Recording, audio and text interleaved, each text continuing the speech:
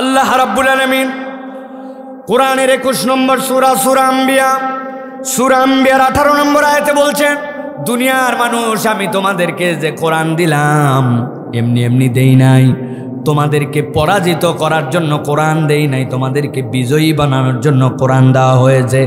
আল্লাহ কোরআনে বলছেন, বাল নাকযিফু বিল হাক্কি আলাল বাতিল ফায়াদমাগুহু ফাইযা হুয়া যাহিক ওয়া লাকুমুল ওয়াইলু মিম্মা তাসিফুন।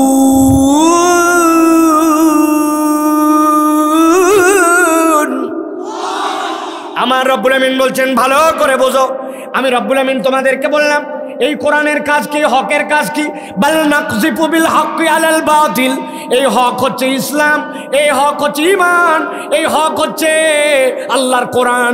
আল্লাহ বলছেন নাকযিফু আলাল হাক্কি আলাল বাতিল, এই হকটা বাতিলের উপরে আঘাত করবে। আল্লাহু আকবার। কথা দিয়ে নয়, হুমকি ধামকি দিয়ে নয়, আল্লাহ বলছেন এই হক আঘাত করবে বাতিলের উপরে। আঘাতের ধরনটা কেমন হবে? আল্লাহ বলছেন ফায়াদমাগুহু ফাইযা হুয়া যাহিক।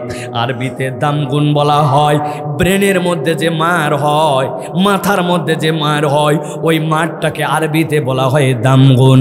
আল্লাহ বলছেন এই কোরআন যেমন তেমন জায়গায় পরিবর্তন আনবে না, কোরআনের প্রকৃত পরিবর্তনের জায়গা হচ্ছে চেতনায় পরিবর্তন আনা। তোমার চেতনা আর তোমার ভিতর থেকে যদি পরিবর্তন না আসে, বাহিরের পরিবর্তন দিয়ে তোমার কোনো কাজ হবে না। ভালো করে একটা উদাহরণ সারা জীবনের জন্য মনে রাখবেন, যতদিন বেঁচে থাকবেন এই উদাহরণ মাথার মধ্যে ঢুকায় রাখবেন। আপনাদের পাওগাছা গ্রামের 2 ছেলে গন্ডগোল লাগাইছে, লাগানোর পরে এক কথা দুই কথা একজন আরেকজনকে স্ট্যাম্প দেওয়া বাড়ি মারছে। যেই না বাড়ি মারছে, বাম হাতের মধ্যে লেগে হাতটা ভেঙে গেছে। হাত ভাঙার পরে দুপচাচিয়া হাসপাতাল, দুপচাচিয়াই হবে না, এরপরে নিয়ে গেছে জিয়া মেডিকেলে। যাওয়ার পরে হাতটা এক্সরে করে অপারেশন করে প্লাস্টার বান্ধায় গলায় ঝুলাই দিয়েছে। গলার মধ্যে হাত ঝুলানো, ব্যথায় কাতরায়। ডাক্তার বলছে আগামীকালকে আরেকটা এক্সরে করে তারপরে তোমার বাড়ি যাওয়া, এর আগে যাওয়া নাই। রাত্রে যখন ব্যথায় চিৎকার করে তখন ডাক্তার একটা ইঞ্জেকশন দিয়েছে। ইঞ্জেকশন দেওয়ার পরে গলার মধ্যে হাত ঝুলানো খেয়াল করেন। শুয়ে শুয়ে বেডের মধ্যে চিন্তা করতেছি হাতটা একবার ভালো হোক, আর একবার পাওগাছা গ্রামে যাই। কিসের নূর মোহাম্মদের বিচার আর কিসের তুমি কিচ্ছু মানি না। সুযোগ পাইলে যেই বেটা আমার 1 হাত ভাঙছে আর 2 হাত ভাঙবো। হাসপাতালে শুয়ে শুয়ে চিন্তা করা যাবে কিনা? বুঝে থাকলে কথা বলেন। আরেকজন গন্ডগোল লাগাইছে, লাগায় পা ভেঙে ফেলছে। পা ভাঙার পরে এই জায়গায় বলছে হবে না, পঙ্গু হাসপাতালে নিয়ে চলে যাও। 10 ইঞ্চির 2টা ইট পায়ের মধ্যে দিয়ে টানা দেওয়া, ব্যথার মধ্যে টন টন, রাত্রেবেলা ইঞ্জেকশন দিয়েছে। দেওয়ার পরে যখন একটু ব্যথা কমছে তখন ওই বেটা পঙ্গু হাসপাতালে শুয়ে শুয়ে বলতেছে একবার খালি আমার পাটা ভালো হোক, আর একবার গ্রামে ফেরত যায়। যেই বেটা আমার পা ভাঙছে ওর এক পর বাপের এক পর চাচার এক পা, না ভাঙলে আমি বগুড়া সোল না। এরকম চিন্তা করতে পারবে কিনা? কিন্তু একটু বুঝে থাকে বলেন। মারামারি করা অবস্থায় হাত দিয়ে মারতে মারতে এক সময় মাথার পেছনে বাড়ি মেরে দিয়েছে। বাড়ি মেরে দেওয়ার পরে ওই লোক অজ্ঞান হয়ে গেছে, কোমায় চলে গেছে। কোমায় চলে যাওয়ার পরে ওর একটা হাত ভাঙছে, ওর একটা পা ভাঙছে। বুঝে থাকলে বলেন তো, যেই লোকের এখন জ্ঞান নাই, হুঁশ নাই, অজ্ঞান অবস্থায় পড়ে আছে, ওই লোকের হাত ভাঙা আর পা ভাঙা যেটাই ভাঙা থাকুক না কেন, কার প্রতিশোধ নিবে জ্ঞান না থাকলে এই চিন্তা করতে পারবে। আমার আল্লাহ রাব্বুল আমিন বলছেন ফায়াদমাগু ফাইদা হুয়া যাহিক ওয়া লাকুমুল ওয়াইলু মিম্মা তাসিফুন।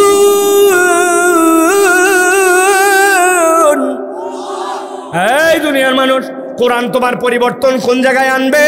কোরআন বাহ্যিক তোমার পরিবর্তন আনবে না। কোরআন তোমার পরিবর্তন আনবে চেতনায়, নৈতিকতায়, তোমার শিক্ষায়, তোমার দীক্ষায়, তোমার মোরালিটিতে। বান্দার মোরালিটির পরিবর্তন না করা গেলে সমাজ কখনো সোনার বাংলা হবে না। যারা ঠিক বলেন নাই তাদের জন্য জিজ্ঞাসা করে বলেন তো ভাই, বাংলাদেশের ব্যাংক যারা হাওয়া করে ফেললো, দেশের টাকা যারা পাচার করে দিল, এরা কি অশিক্ষিত না শিক্ষিত? যেই মানুষগুলা রাস্তা বানানোর টেন্ডার পাইল, পাওয়ার পরে যেই জায়গায় দেওয়ার কথা যা সেই জায়গায় তা দিল না। যেই জায়গায় দেওয়ার কথা 1 নম্বর পাথর, ওই জায়গায় দিছে 2 নম্বর ইট। যেই জায়গায় দেওয়ার কথা বিটুমিন, ওই জায়গায় মারছে পোড়া মোবাইল আর কেরোসিন। যেই জায়গায় দেওয়ার কথা মোটা মোটা রড, ওই জায়গায় দিছে কাবারি। বুঝে থাকলে বলেন, যারা এই কাজ করলো, দেশের টাকা বিদেশে পাচার করলো, দেশের জন্য এমন চুক্তি করলো আদানি গ্রুপের সাথে, যেই চুক্তি কোনো সুস্থ কেন আধা পাগল পর্যন্ত মেনে নিতে পারে না। ওই সচিবগুলা কি শিক্ষিত নাকি অশিক্ষিত? তাহলে এত শিক্ষিত হওয়ার পরে এই কাজ করলো কেন? আল্লাহ বলছেন ফাইয়াদমাগু ফাইদা হুয়া যাহিক। কোরআনের কাজ ওই নৈতিকতার জায়গাতে পরিবর্তন করা। আল্লাহ বলছেন এমন পরিবর্তন করবে ফাইদা হুয়া যাহিক। আরবিতে জাহাকিন শব্দের অর্থ নিশ্চিহ্ন হয়ে যাওয়া। আল্লাহ বলছেন কোরআন এমন আঘাত করবে, কোরআন চেতনায় এমন আলোড়ন আনবে, ওই বান্দাকে প্রকৃতার্থে ভেতর থেকে পরিবর্তন করায় দিবে। আল্লাহু আকবার। ভেতরের পরিবর্তন না হলে কাজ হবে না। 10 বছর প্রায় আগে আমি গেছি পাসপোর্ট অফিসে। পাসপোর্ট অফিসগুলো তখন আপডেট হচ্ছে কেবল। আমার পাসপোর্টে আর মাত্র 6 মাসের নিচে মেয়াদ, নতুন করে ভিসা লাগবে না। যাওয়ার পরে বলছি ভাই আমার পাসপোর্টটা তাড়াতাড়ি করে একটু করে দেওয়ার ব্যবস্থা করেন। আর পকেটে প্রস্তুতি নিয়ে গেছি, জানি মাল খায়, ঠিক কিনা? অনেকক্ষণ ঘুরায় পাসপোর্টের কাজ করে না। খানিকক্ষণ পরে বলছে নিচে চলেন। দোতলার থেকে আমাকে নিচে আনতেছে। যেই না দোতলার থেকে নিচে আনতেছে, একটা সিঁড়ি, মধ্যে একটা ল্যান্ডিং, নিচে আবার একটা সিঁড়ি আছে। উপর থেকে যখন আমাকে নিচে নামাবে, মধ্যে ল্যান্ডিং যেই জায়গায়, ওখানে দাঁড়ায় বলতেছে মাল বের করেন। আমি বললাম এই ব্যাক কল, টাকা দেওয়ার জন্য কখন থেকে রেডি, উপরে এত ঘুরাইয়া এই জায়গায় এনে মাল বের করতে করো কেন? বলে হুজুর রাগ করেন না, এই বিল্ডিংটি সিসি ক্যামেরা নিয়ন্ত্রিত, তবে আমরা মনিটরে চেক করে দেখছি এই জায়গা ধরে না, এমনি এমনি এই জায়গায় আনি নাই। তাহলে সিসি ক্যামেরা থাকে, অনেক ধরনের নিয়ন্ত্রণ থাকে, কিন্তু বান্দার চেতনায় যতক্ষণ কিরামান কাতিবিনা ইয়ালামুনা মা তাফআলুন। বান্দার কাঁধের 2 জন অন্ধকারে, বিদ্যুৎ থাকলে বিদ্যুৎ না থাকলে, একা থাকলে সামগ্রিকভাবে থাকলে, কেউ না দেখলেও আল্লাহ ফিট করে দেওয়া লোক দেখে। এই চেতনা যদি হৃদয় থেকে না আসে, ওই জাতির পরিবর্তন কখনো সম্ভব নয়, ঠিক কিনা? নবীজির সময় হিসাব করে দেখেন, বিদ্যুৎ ছিল না, আধুনিক যন্ত্রপাতি ছিল না, এখনকার মতো পরিবেশ ছিল না, কিন্তু এক একটা শ্রেষ্ঠ ডাকাত দুনিয়ার শ্রেষ্ঠ ভালো মানুষ হয়েছে, ঠিক কিনা? হযরত ওমর ফারুক রাদিয়াল্লাহু তাআলা বলছেন একদিন, তোমরা কি জানো দুনিয়ার 1 নম্বর জিরো কে ছিল? 1 নম্বর জিরো ছিল ওমরে ফারুক। আল্লাহ সেখান থেকে দুনিয়ার টপ 1 নম্বর হিরো বানাইছেন ওমরকে। ও দুনিয়ার মানুষ, এই যে জিরো মানুষটাকে হিরো বানালো আর কিচ্ছু নয়, কেবল সূরা তহার কয়েকটা আয়াত চেতনায় এমন আলোড়ন আনছে। মক্কার অনেক লোকই নবীকে নিয়ে ষড়যন্ত্র করছে, কিন্তু কোনো বাপের বেটার সাহস হয় নাই তলোয়ার নিয়ে নবীকে হত্যা করতে যাবে। যেই ওমর নবীকে মারতে যাচ্ছিলেন, ওই কোরআন হযরতে ওমরকে পরিবর্তন করেছে, ঠিক কিনা? তাহলে এই সমাজ কেন পরিবর্তন হওয়া সম্ভব না? সম্ভব, কিন্তু তাকে বুঝতে হবে যে আমার পরিবর্তন হইচই দিয়ে না, আমার পরিবর্তন গরম দিয়ে না, আমার পরিবর্তন টপ লেভেলের বক্তব্য দিয়ে পাকামু করে ওই বক্তব্যে নয়। এই পরিবর্তন আসবে কোরআন দিয়ে। আর এই মাহফিলগুলো ওই কোরআনের মাহফিল, কোরআনের দর্শের মাহফিল। এখানে ব্যক্তি সমালোচনার মাহফিল নয়, দলীয় সমালোচনার মাহফিল নয়, এটা কোনো দলীয় সভা নয়, এটা আল্লাহর কোরআনের হালাকা, ঠিক কিনা? এই জন্য প্রিয় ভাইয়েরা, আল্লাহ বলছেন ওয়ালাকুমুল ওয়াইলু মিম্মা তাসিফুন। বুঝ করে কথা বলো, আমার কথা নয়, আল্লাহর ধরনটা এরকম। ওয়ালাকুমুল ওয়াইলু মিম্মা তাসিফুন, বুঝ করে কথা বলো। আল্লাহর ব্যাপারে যদি উল্টা পাল্টা কথা বলো, আল্লাহ বলতেছেন একবারে ধ্বংস হয়ে যাবে। হিসাব করে কথা বলো আল্লাহর ব্যাপারে। আমাদের অনেক পণ্ডিত আছে, হ্যাঁ দেখেছি 1400 বছর আগে ওগুলা ছিল, ওই রকম মানুষ একরকম ছিল, এখন কোরআন দিয়ে হয় না, এরকম লোক আছে না? নামাজ পড়ে, রোজা করে, সব করে, কিন্তু উনি কোরআনের পক্ষে থাকতে পারে না, কোরআন দিয়ে পরিবর্তন হবে এরকম চিন্তা করতে পারে না। আপনার মগজের মধ্যে ঘুম ধরছে, আপনার অন্তরের মধ্যে নেফাকি চরিত্র ঢুকে গেছে, আপনাকে কোরআন দিয়ে ওয়াশ করা লাগবে, ঠিক কিনা? এটা হারপিক ওয়াশ মারা লাগবে আপনার, তাছাড়া উপায় নাই। অতএব প্রিয় ভাইরা, এবার বুঝে থাকলে বলেন যে কোরআনুল কারীম শোনা, আসা, বসা, এটাতে আমাদের লাভ আছে না নাই? আছে না নাই? এটা কম না বেশি? বুঝে না বুঝে? কিছুটা বুঝে। আমার শ্রোতা কিন্তু তরুণ, যারা মুরব্বী আমার শ্রোতা না, যারা ইয়াং আসো জবান ছেড়ে দিয়ে বাকি কথা বলবে। আল্লাহ রাব্বুল আলামিন বলছেন যে আল্লাহ রাব্বুল আলামিন তোমাদেরকে এই নিয়ামত দিয়ে ধন্য করেছেন। এটা আল্লাহ রাব্বুল আলামিনের পক্ষ থেকে তোমাদের জন্য বিশাল বড় একটা দান। রব্বুল আলামিন তোমাদেরকে নিয়ামত দিয়েছেন, ভালো করে খেয়াল করেন, ঘাবড়ায়েন না। চিন্তা করতেছেন কেমনে সম্ভব, দিন পার হয়ে গেল, সমাজ পরিবর্তন হয় না। আল্লাহ রাব্বুল আলামিন কারোর জন্য টাইম ফ্রেম নির্ধারণ করে দেন নাই। আপনার আমার দায়িত্ব হচ্ছে প্রচেষ্টা করা। আস-সা'য়ু মিন্না ওয়াল ইতমামু মিনাল্লাহ। আল্লাহ বলতেছেন মা আসাবা মিন মুসিবাতিন ইল্লা বিইজনিল্লাহ। দিলটা ঠান্ডা করে বুঝেন, রব বলছেন দুনিয়াতে যত তোমাদের বিপদ হয়, যত মুসিবত হয়, যত বিরূপ পরিস্থিতি তোমাদের হয়, আল্লাহ বলছেন বান্দা কখনো ভেবো না এটা রব্বুল আলামিনের জ্ঞানের বাহিরে। আল্লাহ বলছেন সবগুলা রবের জ্ঞানের ভিতরে। আল্লাহ বলছেন যদি একবার তুমি এটা মনে করো আর আল্লাহর ঘোষণার সাথে তুমি স্বীকৃতি দাও, ওয়া মান ইউমিন বিল্লাহি ইয়াহদি কলবাহু ওয়াল্লাহু বিকুল্লি শাইইন আলীম।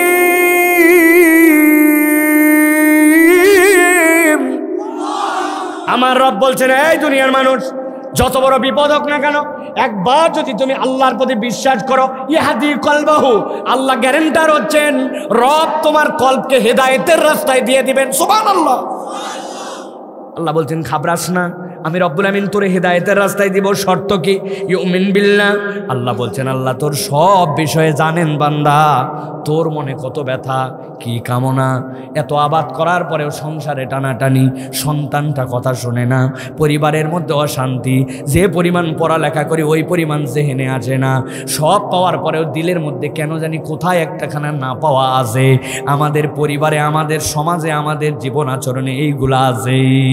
আল্লাহ বলছেন আমি রব্বুল আমিন তোকে বললাম টেনশন করিস না বান্দা, তুই তো রবকে যদি প্রকৃতার্থে বিশ্বাস করতে পারিস, ইয়াহদি কলবাহু, আল্লাহ বলছেন আল্লাহ তোর অন্তরটাকে হেদায়েতের উপরে অটল অবিচল করে দিবেন। সুবহানাল্লাহ। তবে রব্বুল আমিন বলছেন এর শর্ত আছে। আপনি দেখছেন একটা 3 তলা বাড়ি, উপরে লাইটও জ্বলে, জানলার মধ্যে পর্দাও লাগানো, কিন্তু আপনি চিন্তা করতেছেন পর্দা লাগানো থাক আর জানলা থাক আর ঘর থাক, নিশ্চয়ই এই বাড়িতে 3 তলায় ওঠার কোনো সিঁড়ি টিড়ি নাই, তাই তো না?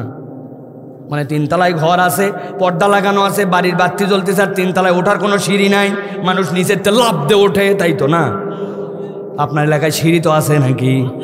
মাটির সিঁড়ি হলেও থাকে, অথবা মই হলেও থাকে, লোহার সিঁড়ি হলেও থাকে। এখন আল্লাহ বলছেন বিপদও আল্লাহর জ্ঞাত সারে, আল্লাহ তোর বিপদও সব জানেন, কিন্তু বিপদ উদ্ধার হওয়ার সিঁড়িটা কি, কোন প্রক্রিয়ায় গেলে রব্বুল আমিনের কাছ থেকে বিপদ থেকে মুক্তি পাবি? রব্বুল আলামিন বলছেন ওয়াতিউল্লাহ ওয়াতিউর রাসূল ফাইন তাওয়াল্লাইতুম ফাইন্নামা আলা রাসূলিনাল বালাগুল মুবিন। এই দুনিয়ার মানুষ, আমি রব্বুল আমিন বললাম আল্লাহকে মান, আল্লাহ রসুলের ইতাআত কর, নবী সাল্লাল্লাহু আলাইহি ওয়াসাল্লামের তরিকাটা গ্রহণ করে নে। আল্লাহ বলছেন ফাইন তাওয়াল্লাইতুম, যদি কথা না শুনিস, ভালো করে জেনে রাখ আমার নবীকে আর নবীর ওয়ারিসদেরকে দারোগাগিরি করার জন্য পাঠানো হয় নাই, তাদের দায়িত্ব পৌঁছায় দেওয়া, মানবি কি না মানবি তোর ব্যাপার। তাহলে মুক্তি পাওয়ার 2টাই রাস্তা, আল্লাহর অনুসরণ করা আর নবীজি সাল্লাল্লাহু আলাইহি সাল্লামকে তার দেখানো পদ্ধতি অনুযায়ী চলাফেরা করা, ঠিক কি না? বলছি তো ঠিক। কিন্তু নবী করিম সাল্লাল্লাহু আলাইহি ওয়াসাল্লামের কোনো তরিকায় খুবই কম এরকম তরিকা আমাদের সাথে আছে, বাকি বিষয়গুলি আমাদের সাথে নাই। প্রিয় ভাইয়েরা, এই জন্য বলবো যে আল্লাহ রাব্বুল আলামিনের দেওয়া জীবন বিধান অনুযায়ী আমাদেরকে চলার জন্য চেষ্টা করতে হবে। রাজি আছি আমরা?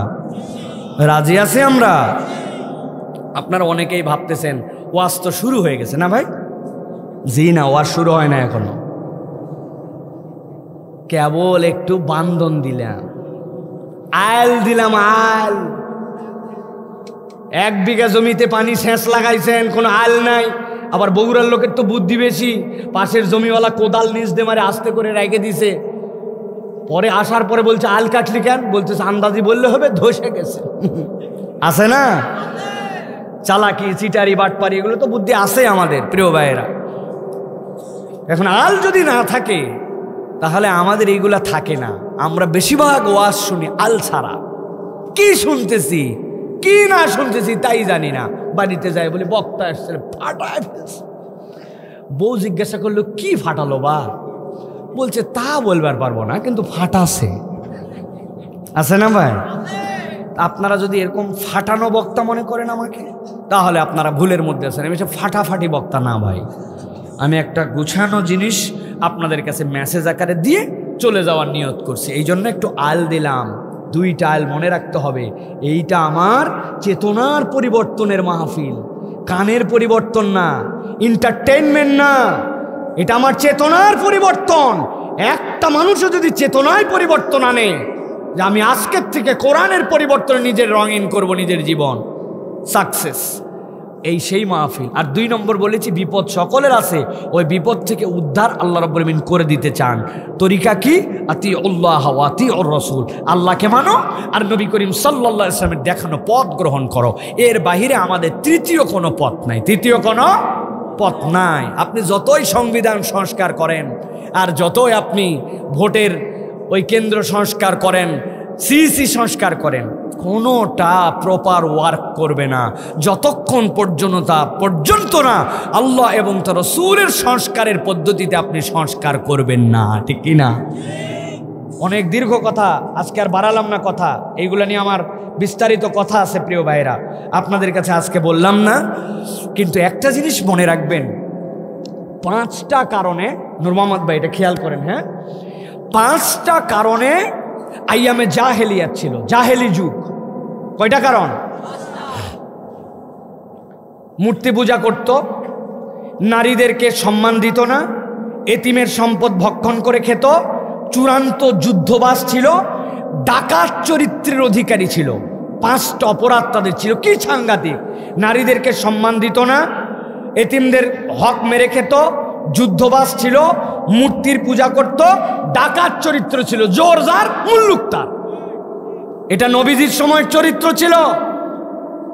আমি ত্রাণ নিয়ে ঠাকুরগা যাচ্ছি, শীতের ট্রাক ভর্তি করে নিয়ে, কাউরান বাজারে সামনে ট্রাকে বসে আছি, পেছন থেকে একজন মোটরসাইকেল নিয়ে এসে আমাকে বলছে, হুজুর এগুলো মাল আপনার? হ্যাঁ। বলছে পিছন থেকে ব্লেড মারে কম্বল নিয়ে চলে যাচ্ছে।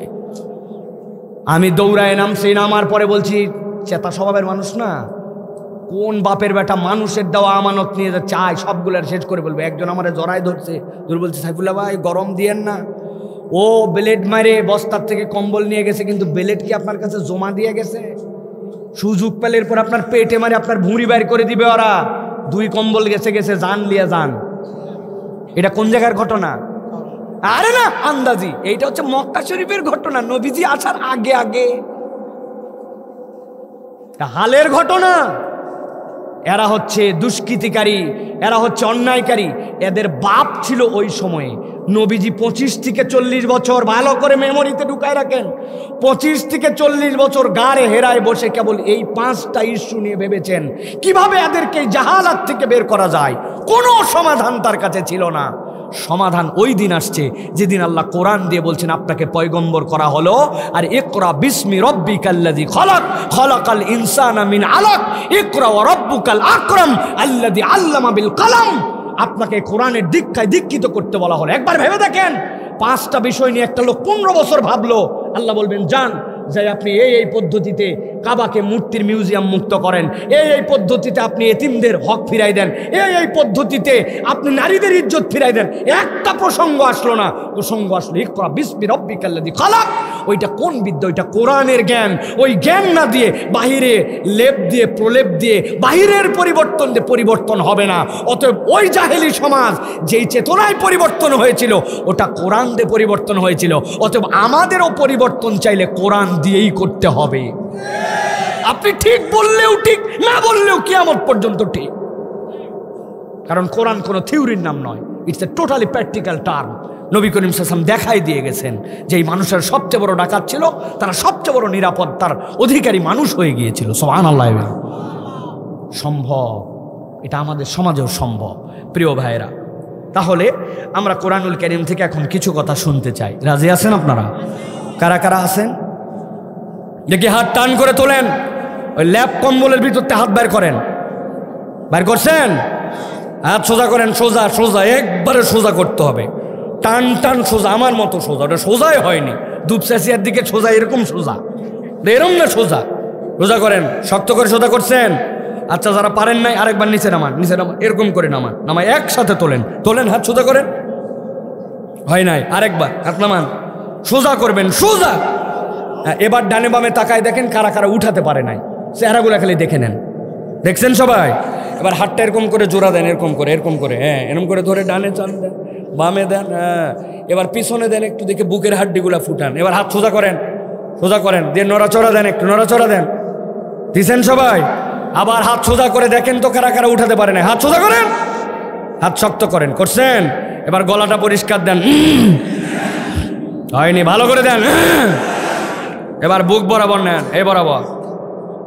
এবার একটা তাকবীর দিয়ে আমরা এই গ্রামবাসীকে জানাতে চাই যে আলহামদুলিল্লাহ কোরআন শোনার জন্য মাঠে পর্যাপ্ত লোক আসছে। পারবেন ইনশাআল্লাহ? আমার শেষ মাহফিল হচ্ছে 27শে ফেব্রুয়ারি, আপনাদের আজকেই শেষ। কি আর মাহফিল আছেই মাঠে? তো আমার গলা ভাঙলে না চিন্তা আছে, আপনাদের গলা ভাঙলে কোনো চিন্তা আছে ভাই? তো তাহলে বোঝেন কেইসা তকবীর একটা দিতে হবে। পারবেন ইনশাআল্লাহ? তবে একদল লোক আছে বগুড়া অঞ্চলে, এদিকে আপনি যত পাম্পট্টি দেন, লিল্লাহে তাকবীর, আল্লাহু আকবার, আছে না ভাই? একবারে ব্যাটারি শেষ। এই ব্যাটারি শেষ যারা যারা জোরে সোরে তাকবীর দিতে পারবেন না তারা আগেই বলেন আল্লাহুম্মা আমিন। আছে না, বুঝতে পারেনি আমার বাবাজি, আমার বাবাজি বুঝতে পারেনি, ঠিক কিনা? হাত নামাতে বলছে আপনাদের, তা হাত যে নামে এটা আমি একবার লুঙ্গি টুঙ্গি সব ঠিক করতে, হাত সোজা করে হাত এইভাবে থাকবে। আমরা যখন তাকবীর দিব আমি আস্তে করে বলবো, আপনার উপর দিকে ছুঁড়ে দিয়ে আল্লাহু আকবার বলবেন। পারবেন না ইনশাআল্লাহ? পারবেন ইনশাআল্লাহ? রেডি তো সবাই? আমি আস্তে করে দিব, আপনারা ফাটাই দিবেন ইনশাআল্লাহ। রেডি সবাই ইনশাআল্লাহ? দেখেটা তাকবীর দেন, লিল্লাহে তাকবীর, লিল্লাহে তাকবীর, আল কোরআনের আলো, আল হাদিসের আলো, তোমার নেতা আমার নেতা, তোমার নেতা আমার নেতা, আলেম ওলামা যেখানে, লিল্লাহে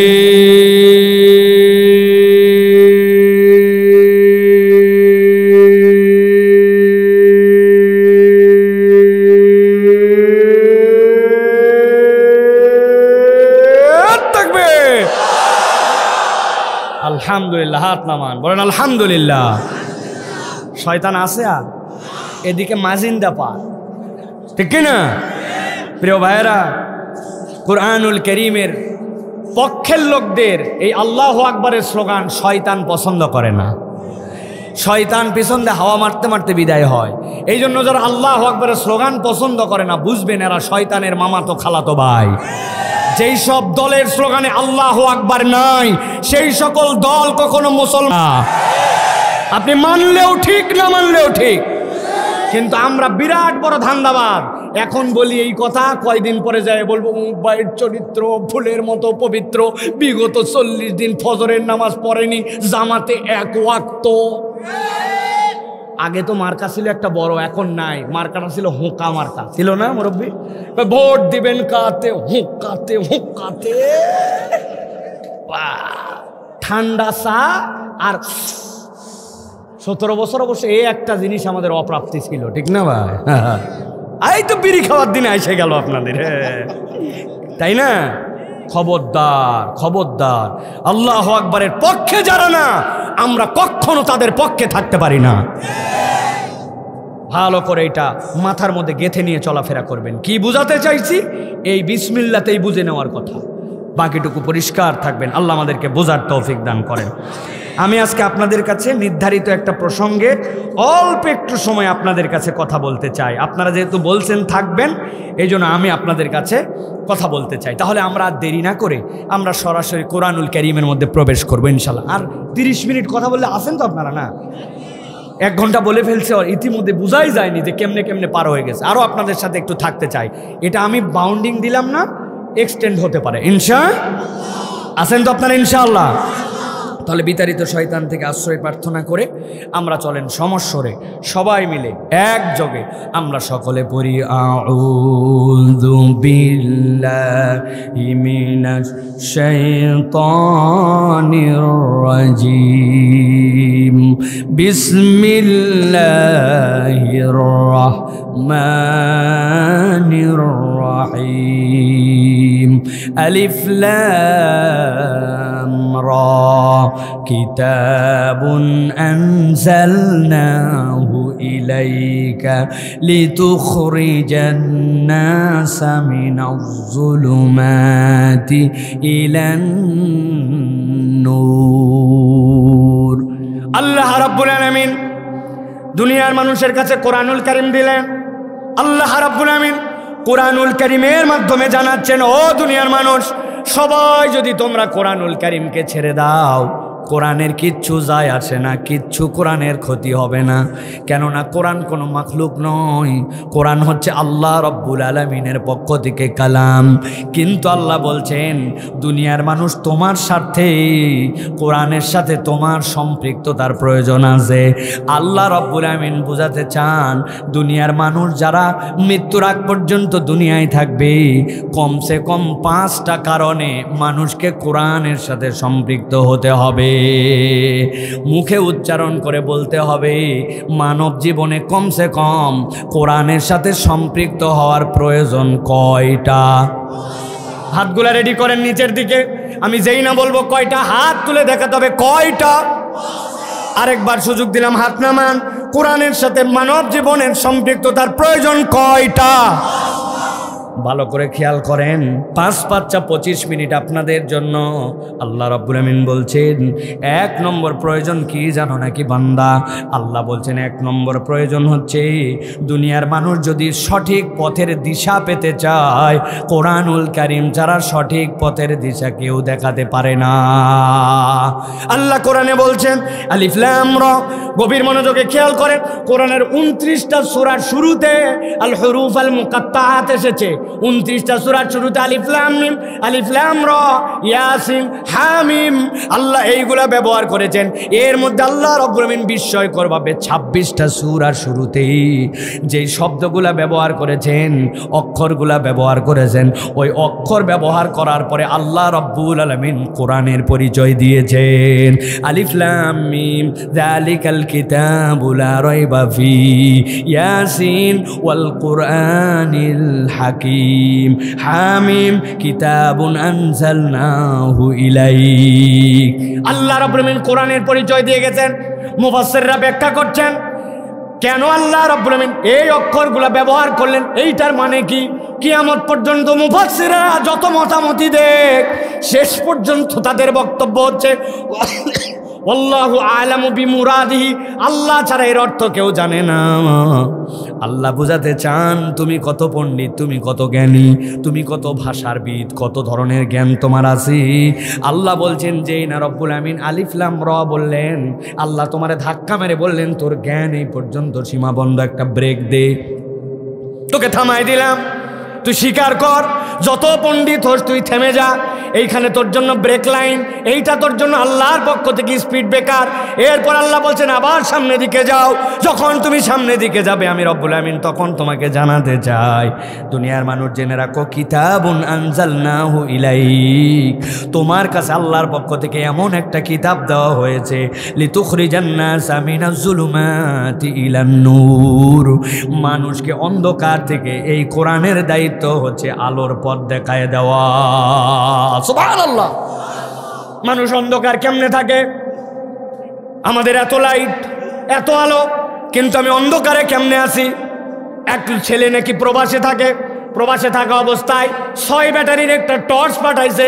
আগে যখন প্রবাস থেকে কেউ গ্রামে আসতো, কিছু না আনুক একটা টর্চ আনতো, ঠিক কিনা? টর্চ এনে বাপকে দিছে, বাপ বিরাট খুশি, বিদেশ থেকে আমার টর্চ পাঠাইছে বেটা। টর্চ কখনো জ্বলায় না, টর্চ কখনো অন্যের হাতে দেয় না। একদিন ওই মুরব্বী রাস্তা চলতে গেছে, সন্ধ্যার পরে হঠাৎ করে ড্রেনের মধ্যে পড়ে গেছে, চিৎকার করে বলতেছে বাপরে আমাকে উঠাও, আমাকে উঠাও। লোকজন সবাই মিলে টাইনে উঠাইছে, উঠানোর পরে বলতেছে বাবা এই জায়গাতে আমার একটা টর্চ ছিল, ওই টর্চটাও পড়ে গেছে ড্রেনের মধ্যে, ওটাও একটু উঠা। লোকজন লাগবে না, লোকজন ওই টর্চ পর্যন্ত উঠাইছে। উঠানোর পরে জিজ্ঞাসা করছে মুরব্বী এরকম হাতার টর্চ থাকার পরেও আপনি কেমনে ড্রেনের মধ্যে গেলেন? কই ড্রেনের মধ্যে যাওয়ার সাথে টর্চের সম্পর্ক কি? বলছে বাপরে বাপ, আলো জ্বলাতে 7 পর্যন্ত চলে যায়, তা আপনি এটা জ্বলালেই তো ড্রেনের মধ্যে পড়ার কথা না। মুরব্বী বলতেছে বাবা আমার সন্তান বিদেশ থেকে পাঠাইছে, এটা কেমনে কি করা লাগবে আমার জানা আছে, এটার ব্যাটারি যেন খরচ না হয়, এটা যেন পুরাতন না হয়, যেন সাথে নিয়ে চললেও জ্বলাই না। আপনাদের কাছে কি মনে হচ্ছে এই লোকটা বোকা, তাই তো? কিন্তু একটু হিসাব করে দেখেন, যেই লোকের জন্য আপনি হাসলেন ওই লোকের তালিকায় আপনার আমার নামও আছে। আল্লাহ বললেন যেই কিতাব তোমাকে দুনিয়ার মধ্যে আলো দিবে, অন্ধকার থেকে আলোর পথে বাড়াবে, ওইটা আপনার ফ্রিজের মাথার উপরে আছে, ওইটা আপনার বাড়ির মধ্যে আছে, কিন্তু আজ পর্যন্ত ঠিক মতো এটা শুদ্ধ করে তেলাওয়াত আর তার অর্থটুকু সূরা ফাতিহাটা পর্যন্ত আমার গ্রামের লোক জানে না, ঠিক কিনা? মাঝে মাঝে আমি বলি আপনি কতটুকু আল্লাহর দিকে আগালেন আর কতটুকু পিছালেন, একটু মাঝে মাঝে নিজের জীবন হিসাব করে দেখেন। কুমিল্লায় একটা পাগল ছিল, পাগলের নাম মুসনা। কি নাম? কথা বলেন। মুসনা পাগলের কোনো খারাপ দোষ নাই, খালি একটাই তার অপরাধ। কি অপরাধ? ও খালি বোতল কুড়ায়। কি কুড়ায়? নূর ভাই পানি নিয়ে পানি খাচ্ছে, মুখের দিকে তাকায় আছে, বেচারির মায়া হয়েছে, মনে হয় লোক বোধহয় পানি খাবে, বলছে এই পানি খাবি, বলছে না তাড়াতাড়ি পানি শেষ কর, বোতল লাগবে। কি ঝামেলার কথা, যাত্রার খালি বোতল নেওয়ার জন্য অস্থির। লোকজন চিন্তা করছে এই পাগলার ঠেলায় তো জুস খায় আরাম নাই, পানি খায় আরাম নাই, খালি মুখের দিকে তাকায় থাকে। লোকজন বলছে তোর এতগুলা বোতল লুঙ্গির মধ্যে বান্দা, তাও তোর বোতল লাগবে কেন? বলছে লাগবে বোতল। সবাই মিলে বুদ্ধি দিছে, শোন কুমিল্লায় থাকে তোর কাজ নাই, ঢাকা হচ্ছে বোতলের শহর, যে কোনো জায়গায় খালি বোতল আর বোতল, তোর কত বোতল লাগবে, তুই ঢাকা চলে যা। পাম্পট্টি গিলে নিছে একদিন, গিলে নিয়ে বলছে কুমিল্লায় আর আমি থাকবো না, আমি বোতলের জন্য এখন ঢাকা চলে যাব। কুমিল্লাবাসী সেলট দিয়ে বিদায় দিয়েছে, বিদায় দিয়া পুরাতন লুঙ্গির মধ্যে যত বোতল ছিল সব ভরছে, কান্দের মধ্যে লাঠি ঢুকায়া ঢাকার দিকে রওনা হয়েছে। সকাল থেকে হাঁটতে হাঁটতে হাঁটা কি সে হাঁটা দাউদকান্দি ব্রিজ পর্যন্ত, অর্ধেক ঢাকা কুমিল্লার রাস্তায় চলে আসছে। আসার পরে দেখে মাথার সূর্য হালে এখন দুপুর 2টা বাজে, মুখ চোখ সব শুকায় গেছে। ওর চিন্তা করছে আজকে যে দিনের অবস্থা, এই দিনে হাঁটে তো আমি সন্ধ্যার মধ্যে ঢাকায় পৌঁছাতে পারবো না, উপায় কি? সাথে সাথে বুদ্ধি করছে, বুদ্ধি করে কান্দের বোতল টোতল সব নামাইছে, নামায়া ওই যে দাউদকান্দি ব্রিজের গোড়ায় হাতের মধ্যে একটা লাঠি ছিল, লাঠি নিয়ে সেই জায়গায় যাওয়ার পরে জায়গায় দাগ দিছে একটা। যান না ভাই, বসেন না, লাগবে না তো এইগুলা বলছি আমি।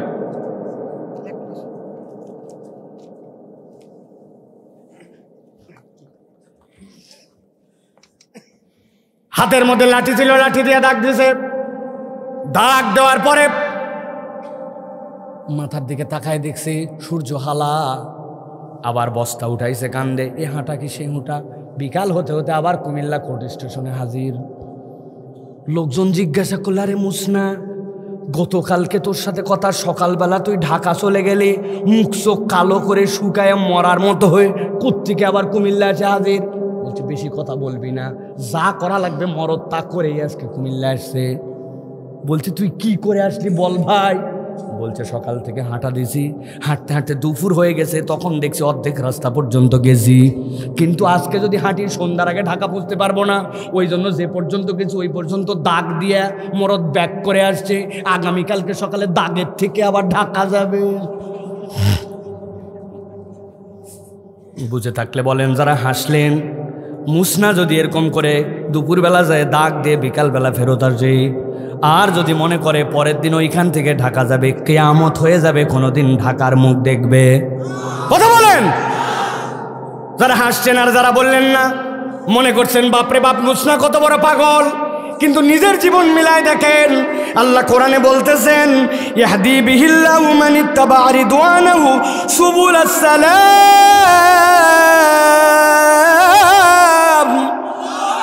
আল্লাহ কোরআনের দ্বারা তোমাকে রাস্তা দেখাতে চান। আপনি জুম্মার মুসল্লি, জুমার দিনে গেলে আপনার গুনাহ মাফ হয়, কদমে কদমে সওয়াব হয়। আপনি যদি খতিবের সামনে বসেন, মাসাল হাসা একটা কাকরও না নড়ান, আল্লাহ রাব্বুল আমিন আপনার জন্য উট থেকে চুরি করে মুরগির ডিম পর্যন্ত দান করার সওয়াব দিয়ে দেন। বান্দায় ফজিলতের ওয়াজ শুনে জুম্মার দিনে মসজিদে হাজির, কিন্তু আসরের নামাজ পড়ে নাই, মাগরিবের নামাজ পড়ে নাই। জুম্মা পড়ে আপনি জান্নাতের দিকে কতখানি গেছিলেন, আর আসর মাগরিব কাজা করে, ওয়াক্ত কাজা করে আপনি জাহান্নামের দিকে কতখানি গেছেন। আসল পাগলা মুসনা নয়, আসল পাগলা হচ্ছে আমরা। হিসাব করে নিয়েন, আর ওয়াজ না করলেও হবে। আজকে এইটুকুই যথেষ্ট। কয় ধাপ দিয়ে জান্নাতের দিকে আগালাম। এশার নামাজ না পড়ে মাহফিলে আসছি, ফজর না পড়ে আবার শুয়ে থাকবো। কি কথা বলেন? অনেক মুরব্বীর এই ওয়াজ ভাল লাগতেছে না, কেননা উরানা শুনবে ইউসুফ জুলেখার কিচ্ছা। ভালো করে খেয়াল করেন, আল্লাহ এই জন্য বলছেন, ওয়ায়ুখরিজুহুম মিনাজ জুলুমাতি ইলান নূর। বান্দা, এই কোরআন তোমার কাছে জীবন্ত, এই কোরআন তোমার কাছে জীবন্ত। এই জীবন্ত মানে এরকম নয় যে বিকালবেলা পড়ে ভুলে টেবিলের উপরে রেখে দিছি, সকালবেলা উঠে দেখি কোরআন নড়তে চড়তে আলমারির উপর উঠে গেছে। কোরআন এরকম জীবন্ত মুজিজা নয়, বরং জীবন্ত মুজিজা 1400 বছর আগেও যেরকম মানুষকে পরিবর্তন করে মানুষকে জান্নাতের রাস্তা দেখাইছে, কিয়ামত পর্যন্ত ওই কোরআন গ্রহণ করলে মানুষকে পরিবর্তন করে জান্নাতের পথ দেখাবে। ঠিক কি না? এই পথের দিশা আপনাকে কোরআন ছাড়া কেউ দিবে না, কেউ আপনাকে এই পথের দিশা দিতে পারবে না। সবাই ডাকবে সকলের দলের দিকে, সকলে ডাকবে সকলের স্বার্থের দিকে, কিন্তু একমাত্র কোরআন আপনাকে এই পথের দিশা দিবে কিয়ামত পর্যন্ত। আপনার জন্য বিশ্বাস রাখতে হবে, এই জন্য আমার জীবনের স্বার্থে আমার কোরআন প্রয়োজন। ঠিক কি না? অনেক জোরে বলছি ঠিক। আমার বউ বলছে একদিন সকাল 7টার সময় পাশের বাসার এক ছেলেকে মা এমন মারা মারতেছে। নরম মনের মানুষ বলতেছে, ভাবি ভাবি জালনা দিয়ে মারেন না তো, মারেন না। কেন মারতেছেন? বলে ভাবি মারতে বারণ করেন না, আমি কি মারতে চাই সাদে। ক্লাস 8-এ পড়ে। এমন একটা স্যার পাইছি যেই স্যার মাত্র মাসে 8টা ক্লাস করায়, 5000 টাকা দেওয়া লাগে। ছেলেটা যেন একটু ভালো করে, কিন্তু এমন বলদের বলদ, 2টা ক্লাসেই মাসে মিস করছে ঘুমের জন্য। 7টা পর্যন্ত ঘুমায়। কত ঘুম ঘুমানো লাগে? মারবো না মানে, আমি উদাহরণ দিয়ে বহু জায়গায় বলি, 7টা পর্যন্ত ঘুমায়। 4টা ক্লাস মিস করার কারণে আপনি এইরকম ফাটান। আর আপনার ঘরের মধ্যে আপনার সন্তান ফজরের নামাজ না পড়ে 2 বছর ঘুমায়, কোনো দিন আপনি তাকে বকা দেন নাই। এরকম লোক আমাদের পাও গাছায় না। খবরদার আর বেঁচে থাকতে কোনোদিন আছে বলবেন না, বলবেন আমরা। আছে, কিসের আছে? আমরা বলেন আমরা। ভালো করে বুঝে নেন, ভালো করে বুঝে নেন। কোরআন ছাড়া আপনাকে কেউ পথের দিশা দেখাবে না। আল্লাহ বলছেন, ইয়াহদি বিহি সুবুলাস সালাম। রাস্তা অনেকগুলা বের করা আছে, কোনটা তুমি চুজ করবে এটা তোমার দায়িত্ব। কোরআন তোমার কাছে হেঁটে হেঁটে যেয়ে সদা দিবে না, বরং কোরআনের কাছে তোমাকে আগাতে হবে।